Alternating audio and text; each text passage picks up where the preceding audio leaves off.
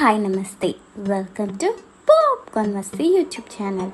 ఎందరో మహానుభావులు, అందరికీ నా వందనాలు. దయచేసి వీడియోలోకి వెళ్ళే ముందు ఒక లైక్, సబ్స్క్రైబ్ బటన్ ప్రెస్ చేసి నా దిల్కి వచ్చేయండి ప్లీజ్. సో ఈరోజు వీడియో ఏంటంటే, ఇండస్ట్రీలో చాలా మంది ప్రేమ పెళ్ళిళ్ళు చేసుకున్నారు. మేడ్ ఫర్ ఈచ్ అదర్ లాగా ఉండే కపుల్స్ కూడా విడిపోతున్నారని ప్రకటించి షాక్ల పైన షాక్లు ఇస్తున్నారు. ఐశ్వర్య రాయ్ గారు కెరియర్ పీక్ లో ఉన్న స్టేజ్ లోనే బాలీవుడ్ మెగాస్టార్ అయిన అమితాబ్ బచ్చన్ కుమారుడు అభిషేక్ బచ్చన్ గారిని ప్రేమించి పెళ్లి చేసుకున్నారు. ఇక పెళ్ళైన తర్వాత కూడా సినిమాలు చేస్తూ బిజీగా మారిపోయారు. వీళ్ళకి పెళ్ళయి ఇప్పటికి 17 ఏళ్ళయింది.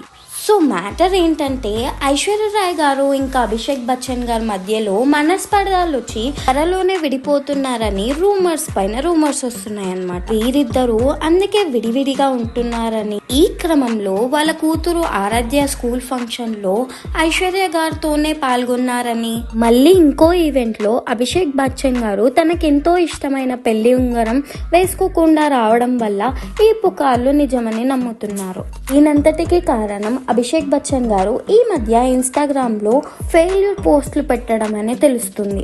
ఇలా అభిషేక్ బచ్చన్ గారు డైవర్స్ గురించి ఇంట్ల పైన హింట్లు ఇస్తున్నారేమో అని ఫ్యాన్స్ అనుకుంటున్నారు.